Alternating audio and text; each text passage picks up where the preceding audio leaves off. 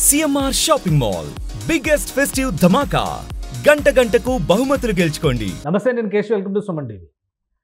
తిరుమల లడ్డు కల్తీ వ్యవహారం పైన సుప్రీంకోర్టులో విచారణ జరుగుతుంది. సుప్రీంకోర్టు ఎలాంటి నిర్ణయం తీసుకోబోతుంది అనేటువంటి ఉత్కంఠ అలానే కొనసాగుతుంది. వాస్తవానికి ఈరోజు విచారణకి అవకాశం ఉన్నప్పటికీ కూడా రేపటికి కేసు వాయిదా వేసింది. అలానే దీనిలో మరికొంతమంది పిటిషనర్లు కూడా ఇంప్లీడ్ అయినట్టుగా సమాచారం ఉంటుంది. దీనిపైన మరింత విశ్లేషణ తెలుసుకునే ప్రయత్నం చేద్దాం. మనతో పాటు senior high court advocate Kakarla Chandrasekhar గారు ఉన్నారు. చంద్రశేఖర్ గారు నమస్కారం. నమస్తే సార్. నమస్తే సార్. చంద్రశేఖర్ గారు, ఏం జరిగింది? సుప్రీంకోర్టులో ఒక క్లారిటీ వస్తుంది, ఎందుకంటే సిట్ కూడా విచారణ ఆపేసింది. రాష్ట్ర గవర్నమెంట్ ఒక డెసిషన్ తీసుకుంది సుప్రీంకోర్టు డైరెక్షన్ ప్రకారం ముందుకెళ్దామని. ఈ రోజు జరగాల్సినటువంటి విచారణ జస్టిస్ బిఆర్ గవాయ్ గారి నేతృత్వంలో మరియు అలాగే జస్టిస్ కె విశ్వనాథన్ గారి కోర్టు నెంబర్ 3లో మధ్యాహ్నం 3:30కి లిస్ట్ కాబడ్డ విషయం మనకు అందరికి తెలిసిందండి.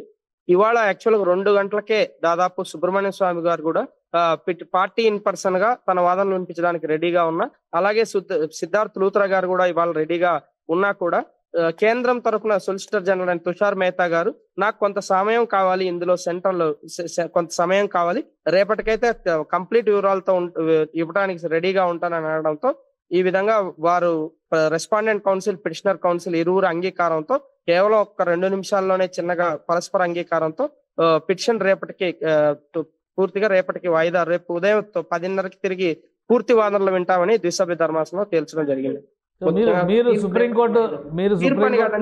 కేసు వాయిదా పడింది, తీర్పు వాయిదా పడతామని చెప్పడం మనసులేదు. అంటే ప్రొసీడింగ్స్ లో భాగంగా ఈ రోజు ఒక డైరెక్షన్ వస్తుందని చెప్పి అందరూ ఆశించారు. అయితే మీరు సుప్రీంకోర్టులోనే ఉన్నారు, ప్రజెంట్ కూడా సుప్రీంకోర్టులోనే ఉన్నారు, లైవ్ లో అది చూశారు. కొత్తగా పిటిషన్స్ యాడ్ అయింది అనేది ఒక సమాచారం వస్తుంది. కేఏ పాల్ గారు ఒక ఐఏ వేశారండి. కేఏ పాల్ కూడా ఒక ఐఏ వేయడం జరిగింది ఇందులో. అలాగే కొంతమంది కూడా ఇంకా సాధారణ వ్యక్తులు కూడా కొంతమంది పిటిషన్స్ వేయడం కూడా జరిగింది. ముఖ్యంగా ఇది చాలా మంది అనుకున్నట్టుగా తొందరలో రేపులో వచ్చేస్తుంది, ఎల్లుండిలో వచ్చేస్తుంది తీర్పు అనే విషయం అయితే ఉండదండి. నిన్న చూసిన దాంట్లో కూడా దాన్ని తుది తీర్పుగా భావిస్తూ చాలా మంది దాని మీద వక్ర భాష్యాలు చెప్తూ అలాగా ఇలాగ అంటున్నారండి. అది కాదండి విషయం. ఎందుకంటే ముఖ్యంగా సుప్రీంకోర్టులో ఇంత పెద్ద విషయం పైన దాదాపు 5 నుంచి 6 పిటిషన్లు, నిన్నటికి 5 పిటిషన్లు పడ్డాయి. వీటిపైన డిఫరెంట్ మెంబర్స్ డిఫరెంట్ ప్రేయర్స్ అడిగినప్పుడు నార్మల్ గా సుప్రీంకోర్టు జడ్జెస్ ఎవరైనా కానీ సుప్రీం కోర్ట్స్ లో పిలిచి పడ్డా ఇండెక్స్ అంటారండి. అందులో ఇప్పుడు జడ్జి ముందు ఏదైనా what ever which is the material which will be placed before honourable supreme courts, all material they have to look in to that material అండి. ఆ మెటీరియల్ వాళ్ళు చూడాల్సిన అవసరం ఉంటుంది. ఆ మెటీరియల్ చూసి ఆ మెటీరియల్ ఏముందో అది చూసి వాళ్ళు చెప్పడం ఉంటుందండి. ఆ మెటీరియల్ చూడాల్సి వస్తుంది. వాళ్ళు ఆ మెటీరియల్ చూడటానికి కూడా కొంత సమయం. జడ్జిమెంట్ అనే పాయింట్ లేకపోయినప్పటికీ కూడా సుప్రీంకోర్టు ఒక డైరెక్షన్ ఇస్తుంది. ఆ డైరెక్షన్ ప్రకారం సిబిఐ ఎంక్వైరీ చేస్తుందా, సిట్టింగ్ జడ్జి ఎంక్వైరీ చేస్తారా, సిట్ ఎంక్వైరీ కొనసాగుతుందా అనేటువంటి దానిపైన మాత్రమే ఉత్కంఠ ఉంది. అంటే తీర్పు ఇచ్చేస్తారు కంప్లీట్గా అనే దాని మీద మనకైతే ఒక క్లారిటీ ఉంది. కొన్ని మీడియాలో వచ్చి ఉండొచ్చు, బట్ ఒక క్లారిటీ ఏంటంటే సిట్ ఇన్వెస్టిగేషన్ ఆపడానికి కూడా ఈ ఎంక్వైరీని ఒక ప్రాతిపదికగా రాష్ట్ర ప్రభుత్వం తీసుకుంది. కాబట్టి ముఖ్యంగా ఇక్కడ ఈ విషయం మనం చూసినట్టయితే అండి, సిట్ పూర్తిగా మనం నిన్న అడిగినప్పుడు కూడా ఇక్కడ 2 విషయాలు మనం గమనించాలండి. నిన్న సుప్రీంకోర్టు నిన్న లేదు మొన్న జరిగిన వాదనలో కూడా సుప్రీంకోర్టు జస్టిస్ గవాయ్ గారు కానీ జస్టిస్ కె విశ్వనాథన్ గారు కూడా అడగడం ఏంటంటే వీళ్ళే కల్తీ ఏమో, సీఎం గారేమో కల్తీ జరిగిందని ప్రెస్ మీట్ పెట్టారని చెప్పడం ఒకటి జరిగింది. అదే విధంగా ఈఓ గారు మటుకు కల్తీ జరిగినాయి మేము వాడలేదని. ఇక్కడ 2 భిన్న వాదనలు కనపడేసరికి అందులో నమోదైన ప్రతి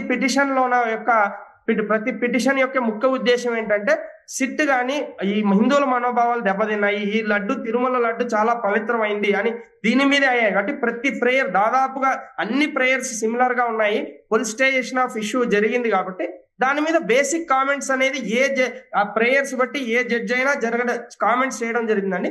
దాన్ని ప్రాథమిక దశలోనే ఆల్రెడీ ఈ సిట్ వేసారు కదా, ఈ సిట్టే కావాలన్నా లేకపోతే whether this SIT is enough or do you want like central government to have some more should that be done by the separate independent agency or special investigation agency states is required, or do you want some more investigation to be done to probe into the matter of this whether adulteration has been done or not అనే విషయం justice supreme court ధర్మాసనం అడగడం జరిగిందండి. దాని గురించి వారు కేంద్ర ప్రభుత్వానికి కేంద్ర సొలిసిటర్ జనరల్ అయిన తుషార్ మెహతా గారికి దాని మీద they have directed to take the instructions from the central government అండి. ముఖ్యంగా ఇవాళ ఆ డైరెక్షన్స్ కోసమే తుషార్ మెహతా గారు సున్నితంగా ఇంకా నేను డైరెక్షన్స్ కానీ అవన్నీ ఇవ్వడానికి నాకు కొంచెం సమయం కావాలి, రేపు ఉదయం 10:30కి అయితే మనం సమర్పించగలం అని చెప్పడం జరిగింది. దాంతో కోర్టు ఏకీభవిస్తూ రేపటికి వాయిదా వేయడం జరిగింది.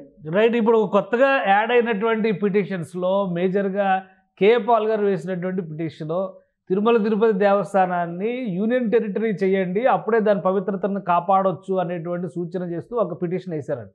సో ఇది కన్సిడరేషన్లోకి తీసుకుందా సుప్రీంకోర్టు?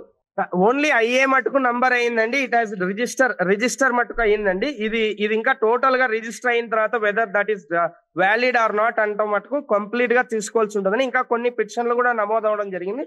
తుది తీర్పు వెలువడడానికి కొంచెం సమయం పట్టే అవకాశం అయితే చాలా స్పష్టంగా ఉందండి. బట్ తుది తీర్పు అనే పాయింట్ పక్కన పెడితే చంద్రశేఖర్ గారు తుది తీర్పు అనే పాయింట్ పక్కన పెడితే కేంద్ర పాలిత ప్రాంతంగా తిరుమల తిరుపతి దేవస్థానాన్ని ప్రకటించాలి. ఎందుకంటే వాటికన్ సిటీతో కేఏ పాల్ గారు పోలుస్తున్నారు. అక్కడ ఒక ఇండిపెండెంట్ కంట్రీనే క్రియేట్ చేశారు, ఇక్కడ యూటీ ఎందుకు చేయలేరు అంటున్నారు. దీన్ని ఒకవేళ విచారణకి చేపడితే ఈ అంశం పైన సుప్రీంకోర్టు విచారణకి ఆమోదిస్తే ఇది ఒక దేశవ్యాప్తమైన చర్చకు ఆస్కారం ఉండదా? ఇది ఇలాగా హిందువులు ఆల్రెడీ తిరుమలకు ఒక పవిత్రమైన ఇది ఉందండి. అది వచ్చినప్పుడు ఆల్రెడీ సుబ్రహ్మణ్య స్వామి గారు కానీ పిటిషన్ చేశారు. ఆ పిటిషన్లన్నీ వేరుగా చూడాలి. కేఏ పాల్ వేసిన పిటిషన్ కంప్లీట్ గా వేరుగా చూడాల్సిన అవసరం ఉంటుందండి. This is different thing. జరిగినప్పుడంతా కేఏ పాల్ గారు ఏదో ఒక విషయం తీసుకురావడం మనం ఈ విషయం అంతా తెలిసిందే. బట్ అది how much it is constitutional validity, will it attract that constitutional validity of that this supreme court jurisdiction ఉందా లేదా అంటాం కూడా ఇంకా మనం త్వరలోనే తేల్చలేమండి. టోటల్ గా ఇప్పుడు కేవలం మన ఐఏ మటుకు ఫైల్ చేయడం జరిగింది. That judicial register of the honourable supreme court will look into the matter whether that has got the validity, whether that has got this supreme court jurisdiction or not, and other things will be taken అండి. Right. ఇంకొక విషయం final గా రేపు ఒక direction వస్తుంది. SIT continue అవడానికి అవకాశం ఉందా? సుప్రీంకోర్టు రేపు ఒక డైరెక్షన్ ఇవ్వచ్చా సిట్ కంటిన్యూ అయ్యే విషయం కానీ లేదా సిబిఐకి ఇచ్చే విషయం కానీ? సార్ సుప్రీం కోర్టు రేపు డైరెక్షన్ అంటే ముఖ్యంగా మనం ఇక్కడ 2 విషయాలు చూడాల్సి ఉంటుంది సార్. ఇప్పుడు టోటల్ గా 5 పిటిషన్స్ ఫామ్ అయినప్పుడు 5 పిటిషన్స్ లో కేంద్రం కొన్ని డైరెక్షన్స్ తీసుకుని అయితే కంపల్సరీ తుషార్ మెహతా గారు రేపు కంప్లీట్ గా వారి డైరెక్షన్ సమర్పిస్తాము ఏదైతే అని చెప్పడం జరిగింది. ఆల్రెడీ సిట్ కూడా ఇక్కడ హానరబుల్ సుప్రీం కోర్టు ఇలాగ ఉంది కాబట్టి ఏపీలో కూడా సిట్ ఆపివేయడం జరిగింది. సో కంపల్సరీగా రేపు వాదనలు విన్న తర్వాత ఏ డెసిషన్ తీసుకుంటుందో అక్కడ ఇష్యూస్ ఏం ఫ్రేమ్ అవుతాయో ఇష్యూస్ కూడా వాళ్ళు లేవనెత్తినప్పుడు అప్పుడు ఆ టైంలో ఏం ఇష్యూస్ లీగల్ ఇష్యూస్ కోర్టు పరిగణిస్తుందో దాన్ని కంప్లీట్ గా once we get the respondent counsel కేవలం ఓన్లీ ఇప్పుడు సిద్ధార్థ లూథరా గారు ఇచ్చినంత మాత్రం సరిపోదండి. ఇలా వేరే పిటిషన్స్ కూడా అందులో సుబ్రహ్మణ్య స్వామి గారు కూడా ఇవాళ దాదాపు నేను కూడా కోర్టులోనే ఉన్నాండి 2 గంటలకే వచ్చి కూర్చున్నారు. ఆయన ఇవాళ కూడా పార్టీ ఇన్ పర్సన్ గా నిన్న ఇవాళ అడిగినప్పుడు యు ఆర్ నాట్ దేర్ అని చెప్పేసి తుషార్ మెహతా గారు కూడా you are not there yesterday అని కూడా జస్ట్ ఫన్నీగా అడగడం జరిగిందండి. ఐ వాజ్ సమ్వేర్ ఎల్స్, నేను ఎక్కడో వేరే చోటు ఉన్నాను, but I'm going to give this thing, నేనే పార్టీ ఇన్ పర్సన్ చెప్పడానికి వచ్చానని సుబ్రహ్మణ్య స్వామి గారు కూడా ఇవాళ రెడీగా ఉన్నారండి కంపల్సరీగా. సో టోటల్ పూర్తిగా రేపు సుబ్రహ్మణ్య స్వామి గారు కూడా 10:30కి వస్తామన్నారు. రేపు టోటల్ గా సిద్ధార్థ్ లూథరా గారు కూడా ఇవాళ రెడీగా ఉన్నారండి. సో ఈ పూర్తి వాదనలు అన్ని విన్నాక సో ఏమవుతుంది అనేది ఇట్స్ మ్యాటర్ ఇస్ సబ్ జుడిస్ అండి. రైట్. థ్యాంక్ యూ చంద్రశేఖర్ గారు మీ అభిప్రాయాన్ని అందించినందుకు. ఇది సుప్రీంకోర్టు నుంచి కాకర్ల చంద్రశేఖర్ గారు ఇస్తున్నటువంటి ఇన్ఫర్మేషన్. అక్కడ మరికొన్ని పిటిషన్స్ తిరుమలలో లడ్డు కల్తీ వ్యవహారంతో పాటు తిరుమల ఎంటిటీని పైన కూడా క్వశ్చన్స్ చేస్తూ కొన్ని పిటిషన్స్ నమోదని మొత్తం 5-6 పిటిషన్స్ని క్లబ్ చేసి విచారించేటువంటి పరిస్థితి కనిపిస్తుంది. అలానే ఒక ఇంటరిమ్ రిలీఫ్ కింద సిట్ కంటిన్యూ అవ్వాలా లేదా అనే అంశం పైన కూడా కేంద్ర ప్రభుత్వ పక్షాన Tushar Mehta solicitor general file చేయబోయేటువంటి అంశాల ఆధారంగానే నిర్ణయం ఉంటుందని చంద్రశేఖర్ చెప్తున్నారు. మరోవైపు నుంచి కేఏ పాల్ వేసినటువంటి పిటిషన్ పైన కూడా ఆసక్తికరమైన చర్చ జరుగుతుంది. తిరుమల తిరుపతి దేవస్థానాన్ని లేదా తిరుమల తిరుపతిని యూటీగా ప్రకటించేటువంటి అవకాశాలు లేదా డిస్కషన్కి కనీసం విచారణకు చేపట్టేటువంటి అవకాశాలు ఎంతవరకు ఉంటాయనే అంశం పైన కూడా సుప్రీంకోర్టులో మదనం జరిగేటువంటి ఛాన్సెస్ అయితే కనిపిస్తున్నాయి. ఇది special discussion. Keep watching. Suman టీవీలో మీ పర్సనల్ అండ్ బిజినెస్ ప్రమోషన్స్ కోసం కింది నెంబర్కి కాంటాక్ట్ చేయండి.